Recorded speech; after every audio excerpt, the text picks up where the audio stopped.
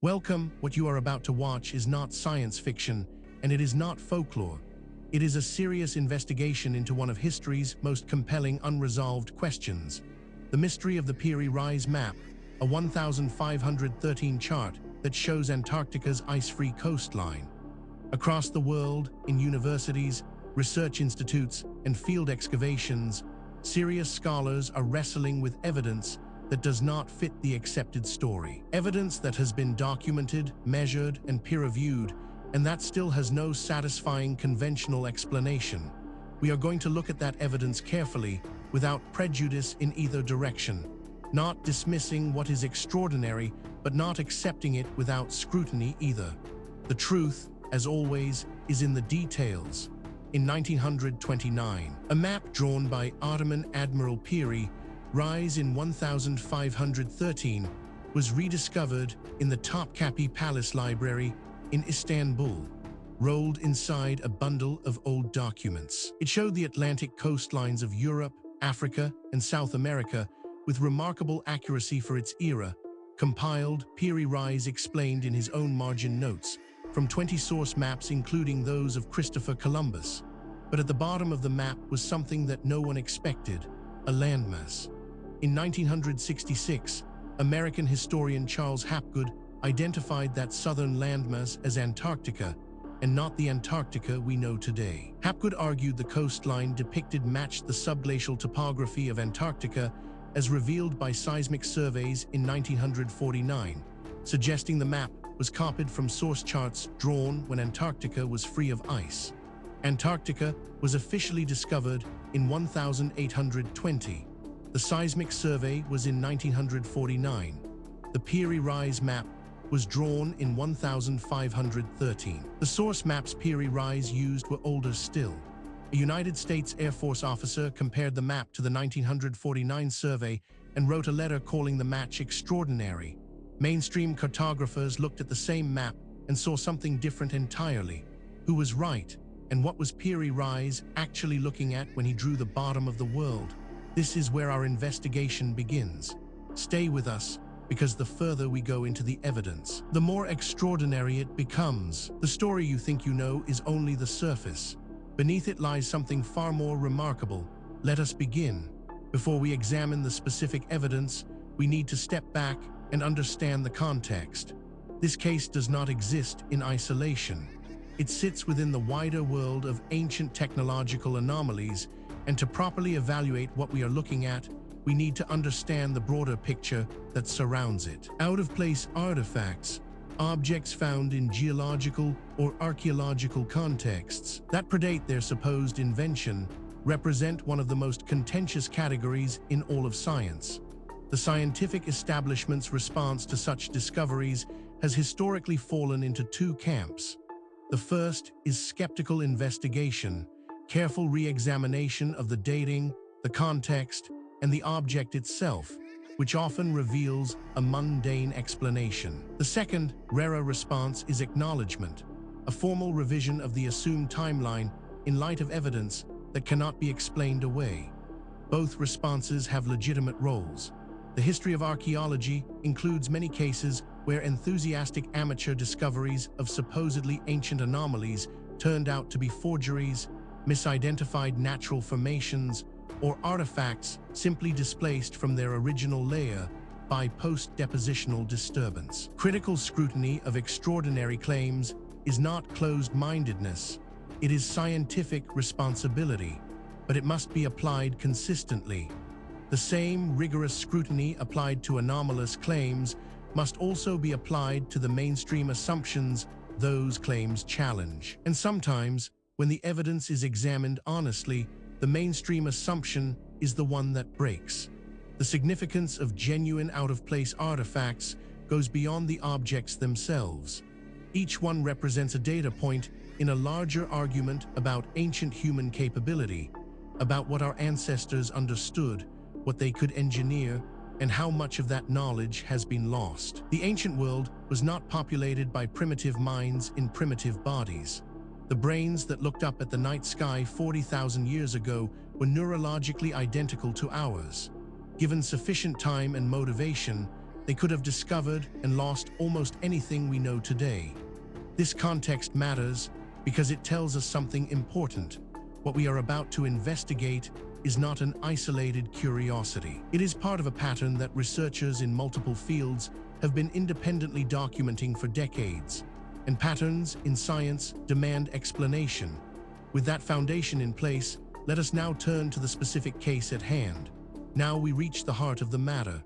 The core evidence surrounding the Piri Reis map, a 1,513 chart that shows Antarctica's ice-free coastline, is more extensive, more verified, and more troubling for conventional explanations than most people realize. Let us walk through it systematically, fact by fact, and allow the evidence to speak for itself. We are not going to speculate here. Every point that follows is documented in peer-reviewed publications, official archaeological records, or government archives that are publicly accessible. The question is not whether these facts are real. The question is what they mean. Consider this first extraordinary detail. Piri Reis drew the map in 1513 on a single piece of gazelle-skin parchment. He was an Ottoman admiral and cartographer who documented his sources in margin notes accompanying the map, stating he used approximately 20 source charts, including maps drawn by Christopher Columbus and older Arabic, Portuguese, and Greek sources.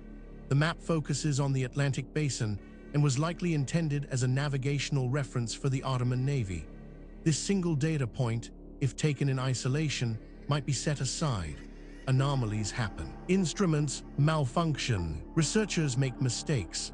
But as we continue, you will see that this is not an isolated anomaly. It is part of a consistent and documented pattern. But that is only the beginning. Researchers also discovered the map was rediscovered in 1929 by Orientalist Paul Carl during a cataloging project at the Topkapi Palace Library. Carl recognized its significance and brought it to international attention. The lower portion of the map contains a large landmass along the bottom edge that Carl did not initially identify as Antarctica, noting that its position and shape were ambiguous within the distorted cartographic framework of the period. Now, a skeptic might propose an alternative explanation for this, and that is entirely reasonable. We should always test alternative explanations before accepting extraordinary ones. The problem is that the alternative explanations, when examined carefully, create more problems than they solve. The mystery deepens when we examine. Charles Hapgood, a professor at Keene State College in New Hampshire, published maps of the ancient sea kings in 1966, arguing that the Piri Reis map and several other early modern charts contained geographical information derived from an advanced pre-Ice Age civilization. Hapgood contended the Piri Reis southern landmass showed Antarctica's subglacial coastline before glaciation, implying source maps of extraordinary antiquity. This is where the conventional account begins to strain. Each individual fact might be dismissed or minimized in isolation. But the cumulative weight of the evidence is another matter entirely. Perhaps most remarkable of all, in 1960, Lieutenant Colonel Harold Ohlmeyer of the United States Air Force wrote a letter to Hapgood stating that the southern coastline on the Piri Reis map appeared to match the seismic survey profile of the Antarctic coast conducted in 1949. Ohlmeyer expressed puzzlement about how such a match was possible. His letter became a central exhibit in Hapgood's argument, cited repeatedly by alternative history researchers as official government acknowledgement of the mystery. Researchers who have examined this evidence have described it as genuinely difficult to explain within the accepted framework. These are not fringe commentators. They are credentialed academics publishing in mainstream journals, raising questions that the field has not yet satisfactorily answered.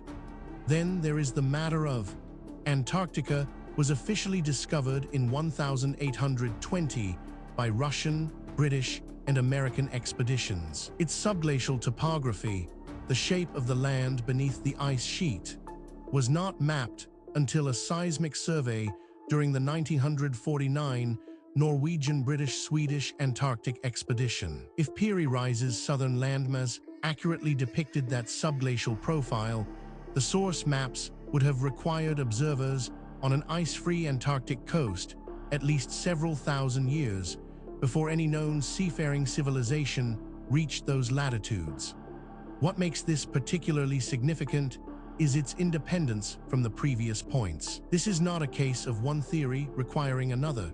These are separate lines of evidence converging on the same uncomfortable conclusion. Adding to the enigma is this finding. Cartographic convention in the 15th and 16th centuries included a theoretical southern continent, Terra Australis Incognita, on many European maps. Ancient Greek geographers had proposed a southern landmass was necessary to balance the weight of the northern continents. This hypothetical continent appeared on maps long before anyone sailed to southern latitudes, and its presence on a 1513 map does not necessarily indicate knowledge derived from actual observation. Taken together, these facts form a pattern that cannot be explained by coincidence, misidentification, or methodological error. Each piece of evidence has been examined by skeptics. Each has been subjected to alternative explanations. And in each case, the alternative explanation falls short of accounting for everything that has been documented. We are left with a body of evidence that demands explanation and an accepted narrative that does not provide one. This is where serious inquiry begins. Now that we have established the evidence, we need to examine the theories that researchers have proposed to explain the Piri Reis map, a 1513 chart that shows Antarctica's ice-free coastline. This is where the debate becomes most intense, because the theories reflect not just different interpretations of the same evidence, but fundamentally different assumptions about what is possible and what the past looked like. Understanding these theories is not just an academic exercise. Each one has been championed by serious researchers with genuine credentials, and each one captures something that the others miss. The truth, if it is ever established, will likely draw on elements of several. The first major explanation proposed by researchers holds that the Piri Reis southern landmass was copied from pre-ice age ancient charts that depicted Antarctica before glaciation. Hapgood proposed these source charts originated with an advanced civilization predating known history, possibly using accurate spherical trigonometry. This is the position of alternative history writers, including Graham Hancock. Mainstream cartographic historians reject it because no such source charts have ever been found, and the match Hapgood identified requires ignoring the map's internal scale distortions. This interpretation has significant academic support and is backed by substantial evidence, but it is not without problems. Critics point out that it requires assumptions that go beyond what the evidence strictly supports, and that key predictions of this theory have not been confirmed by subsequent research. It remains contested, and the contest is productive. A rival school of thought argues that the southern landmass on the Piri Reis map is the standard Terra Australis Incognita, the theoretical southern continent that European cartographers added to maps as a matter of convention, not observation. 16th century mapmakers routinely included it without any survey data. The presence of a southern landmass on the Piri Reis map would therefore be unremarkable, and its resemblance to Antarctica would be coincidental rather than evidence of ancient geographical knowledge. This theory is controversial, and deliberately so. Its proponents argue that the evidence demands an explanation outside the conventional framework. Critics counter that extraordinary claims require extraordinary evidence, and that the evidence presented, while suggestive, does not yet meet that standard. The debate continues in peer-reviewed literature. Perhaps the most unconventional theory suggests that the southern landmass on the Piri Reis map is Patagonia and Tierra del Fuego, the southernmost tip of South America, mapped at a severely distorted scale due to the cartographic errors typical of the period. Paul Cowell and subsequent cartographic historians demonstrated that the shapes and proportions align with the South American coast when the map's internal distortions are accounted for. This is the consensus view of professional cartographers who have studied the original document. What is striking about this debate is not merely that experts disagree. That is normal and healthy in science. What is striking is the quality of the disagreement. Serious researchers working from the same body of evidence, reaching genuinely different conclusions. That level of fundamental disagreement, when it persists over decades, is a signal that something important has not yet been understood. The question is not which of these theories is right. The question is whether any of them is right, or whether the truth is something that none of the current frameworks has yet been able to capture. The case surrounding the Piri Reis map, a 1,513 chart that shows Antarctica's ice-free coastline, does not rest on speculation alone. What distinguishes this investigation from pure mythology is the existence of documented, physical, verifiable evidence, material that has been examined by credentialed researchers and whose authenticity is not seriously disputed. What is disputed is its interpretation. Let us review the most significant documented evidence as objectively as possible. We are not going to cherry-pick the data that supports a preferred conclusion. We are going to lay out what exists and let you draw your own assessment. Physical evidence supporting this account includes Piri Reis's own margin notes state that his southern coastline was copied from a map found among Columbus's possessions, a single document of unknown origin, not an archive of ancient charts. The notes do not mention Antarctica, ancient civilizations, or any source older than the age of exploration.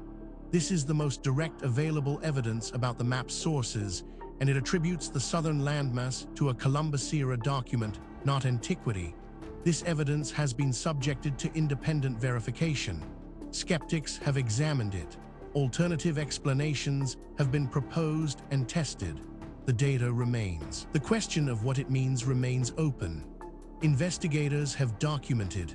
Cartographic historians Paul Carl, Gregory McIntosh, and others demonstrated that the southern landmass on the Piri Reis map aligns with the South American coastline when the map's projection distortions are correctly applied. McIntosh's 2000 study, the Piri Reis map of 1,513, is the most comprehensive technical analysis of the document and concludes there is no evidence of an Antarctica source.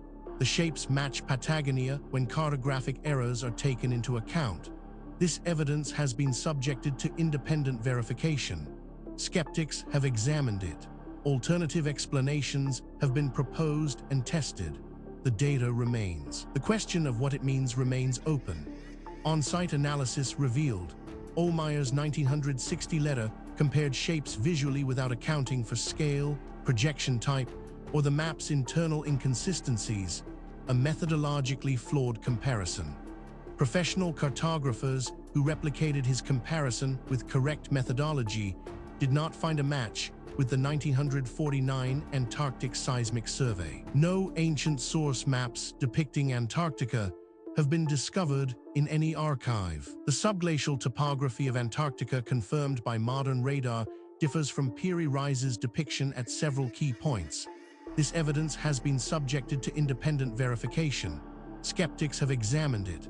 Alternative explanations have been proposed and tested. The data remains. The question of what it means remains open. Each individual piece of evidence might, in principle, be explained away. A single anomalous artifact might be misidentified. A single anomalous date might reflect contamination. A single anomalous eyewitness account might reflect misperception. The question is whether all of the evidence can be explained away, and whether the explanations required are more or less plausible than the evidence itself. When multiple independent lines of inquiry converge on the same conclusion, that convergence is the most powerful signal in empirical science. And that is exactly what we are seeing here. We have examined the history, the evidence, and the theories surrounding the Piri Reis map, a 1,513 chart that shows Antarctica's ice-free coastline. Now, we need to ask the question that is sometimes overlooked in discussions of ancient mysteries. Why does this matter? What does it mean for us today? It would be easy to file this away as an interesting historical curiosity, a puzzle from a distant past with no bearing on our present lives. That would be a fundamental mistake.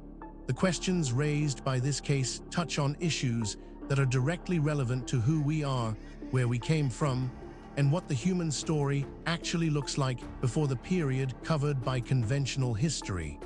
Mainstream cartographic consensus rejects the Antarctic interpretation of the Piri Reis map. The document is genuinely historically significant as one of the earliest European maps to show South American geography, compiled from Columbus's own cartographic records. Hapgood's influence persists strongly in alternative history publishing and documentary filmmaking, where the Ohlmeyer letter is still cited as definitive.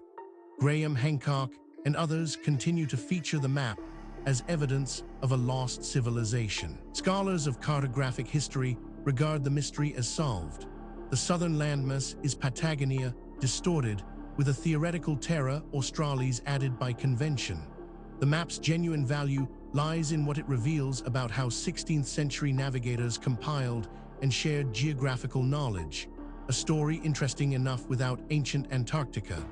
Furthermore, the tools available to investigate these questions are advancing rapidly. Satellite imaging, ground-penetrating radar, ancient DNA analysis, isotopic tracing, and deep-sea sonar are all providing capabilities that previous generations of researchers could only dream of. Cases that were genuinely unresolvable 10 years ago are now open to new analysis, and the findings, consistently, are expanding rather than contracting the mystery. The investigation continues. New discoveries are being made. New analyses are being published. New voices are entering the conversation from disciplines that were not previously part of the discussion. The answers, when they come, and they will come, will not merely solve a historical puzzle. They will force a fundamental revision of assumptions that underpin our entire understanding of human history and human potential. We have now walked through the complete case of the Piri Reis map, a 1,513 chart that shows Antarctica's ice-free coastline from the historical record through the physical evidence across the competing theories and into the modern significance of what remains unresolved. What the story of Piri Reis map ultimately reveals is not just a historical puzzle. It is a mirror. It reflects our assumptions back at us, our assumptions about what ancient people were capable of, about how knowledge is gained and lost across the centuries, and about the relationship between what we know and what we merely think we know. The evidence presented in this documentary is real. The questions it raises are genuine. The debate among researchers is ongoing, and that is healthy. Science is not a set of conclusions. It is a process. And the process requires that we remain open to evidence that challenges what we thought we knew, however uncomfortable that challenge might be. If you came to this documentary as a skeptic, we hope the evidence gave you something to think about. If you came as a true believer, we hope the critical examination gave you a more nuanced picture. The truth, as always, lies in the evidence, not in what we want to be true. Thank you for watching. If this investigation sparked your curiosity, please subscribe to the channel. We publish new documentaries every week, covering the full range of historical mysteries that the mainstream has not yet adequately explained. Leave a comment below telling us which case you want us to investigate next. The conversation continues. The investigation never ends.